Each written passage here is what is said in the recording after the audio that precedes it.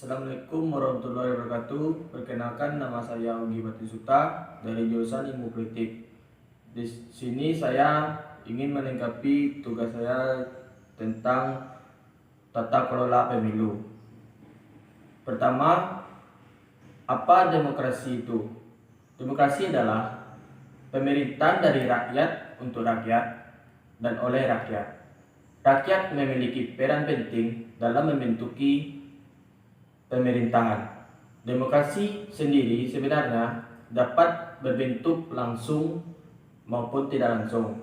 Demokrasi langsung adalah ketika rakyat berpartisipasi secara langsung dalam membentuk kebijakan publik melalui berbagai forum, misalnya referendum.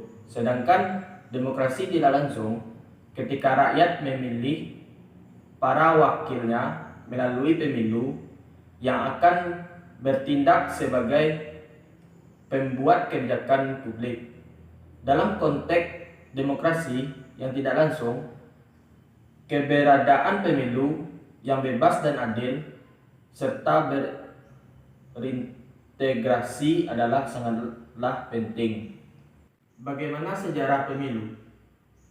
Yang pertama yaitu pemilu pertama tahun 1955 yang diselenggarakan setelah 10 tahun proklamasi kemerdekaan. Pemilu pertama ini berlangsung di era pemerintahan Presiden Soekarno. Sebenarnya, pemilu pertama rencananya digelar pada tahun 1946. Namun, hal tersebut batal dilaksanakan karena beberapa alasan. Tahap pelaksanaan pemilu 1955 dimulai dengan memilih anggota DPR pada 29 September 1955, kemudian memilih anggota Dewan Konstitusi pada 15 Desember tahun 1955. Selanjutnya, pemilu tahun 1971 sampai 1977 merupakan pemilu kedua yang dilaksanakan pada pemerintahan Soeharto atau disebut juga pemerintahan Orde Baru. Di sini telah terjadi 6 kali penyelenggaraan pemilu untuk memilih anggota DPR, DPRD tingkat 1 dan DPRD tingkat 2. Selanjutnya, pemilu tahun 1999 merupakan pemilu pada masa reformasi yang menganut sistem proporsional dengan sel daftar dan asas langsung, umum, bebas, rahasia, jujur, dan adil. Pemilu tahun 1999 ini dilaksanakan pada 7 Juni 1999 bertepatan dengan 13 bulan masa kekuasaan B.J. Habibie. Selanjutnya, pemilu tahun 2004. Pemilu tahun 2004 adalah pemilu umum pertama pasca perubahan amandemen Undang-Undang tahun 1945. Terdapat 3 perubahan pada pemilu tahun 2004, yakni presiden dipilih secara langsung.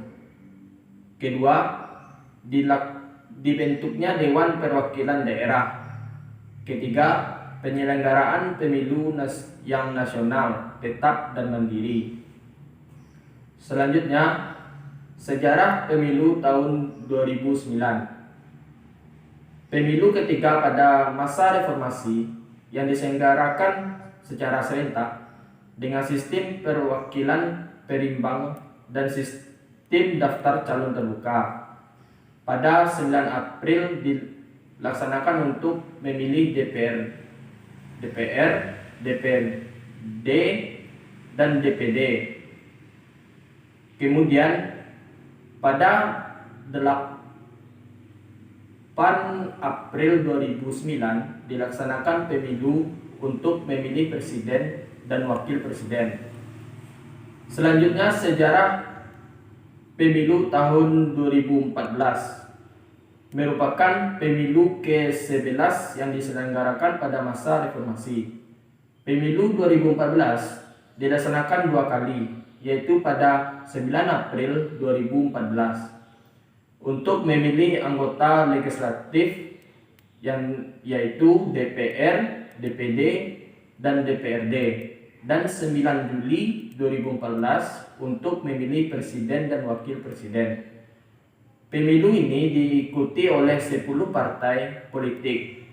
Sistem pemilu proporsional dengan daftar calon terbuka, sementara untuk pengambilan suara dilakukan dengan pencoblosan 1 kali pada gambar. Ketiga yaitu, apakah pemilu itu? Pemilu adalah salah satu upaya dalam mempengaruhi rakyat secara tidak memaksa dengan melaksanakan aktivitas retorika, hubungan politik, komunikasi, massa, lobby, dan aktivitas lainnya.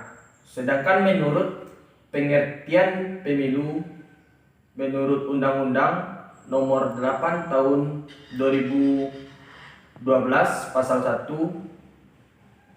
adalah sarana pelaksanaan kedaulatan rakyat dalam negara Kesatuan Republik Indonesia yang berdasarkan Pancasila dan Undang-Undang Dasar Negara Republik Indonesia tahun 1945. Nomor 4. Apa pentingnya pemilu bagi demokrasi? Pertama, pemilu menjadi sarana di mana setiap warganya memilih para wakil yang akan menjalankan roda pemerintahan di tingkat nasional, provinsi, dan kabupaten, baik mereka yang akan duduk di lembaga eksekutif maupun mereka yang akan duduk di lembaga legislatif. Kedua, pemilu juga dapat menjadi indikator negara demokrasi,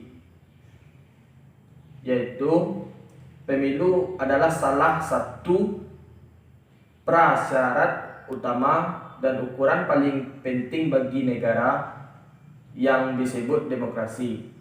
Bahkan tidak ada suatu negara pun di dunia ini yang mengklaim dirinya demokratis tanpa melaksanakan pemilu, meskipun pada hakikatnya negara tersebut adalah otoriter. Ketiga, pentingnya pemilu, yaitu keberadaan pemilu dianggap penting karena konsekuensi yang diakibatnya. Menurut Huntington, pemilu banyak dijadikan alat untuk memperlemah dan memperuntukkan sebuah rezim, khususnya rezim otoriter. Bagaimana kaitan demokrasi dengan pemilu?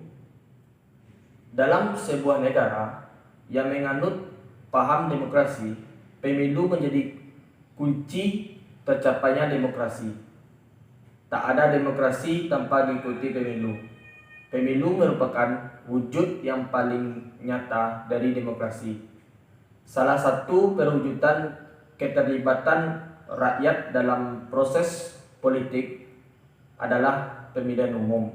Demokrasi sebuah bangsa hampir tidak terpahamkan tanpa pemilu. Jadi, intinya demokrasi dengan pemilu itu tidak bisa dipisahkan. Yang terakhir yaitu pembahasannya tentang apa prinsip-prinsip bagi kewajiban pemilu. Menurut Kolomer, terdapat 4 prinsip dasar yang menjadi dasar dalam transformasi pemilu sejak dahulu hingga sekarang. Yang pertama, kesepakatan, di mana praktik ini dapat kita temukan dalam praktik-praktik pemilihan pemimpin di berbagai komunitas di seluruh dunia sejak lama. Yang kedua, lotre, di mana pemilihan pemimpin menggunakan mekanisme lotre. Yang ketiga, mayoritas, di mana pemilihan pemimpin didasarkan pada prinsip suara terbanyak. Yang terakhir yaitu proporsional, di mana pemilihan pemimpin didasarkan pada prinsip keterwakilan yang berimbang di berbagai kelompok di masyarakat. Proses transformasi ini yang kemudian menjadi dasar dalam sistem pemilu yang saat ini digunakan oleh semua negara di dunia. Baiklah, hanya itu yang saya dapat sampaikan. Semoga bermanfaat. Terima kasih.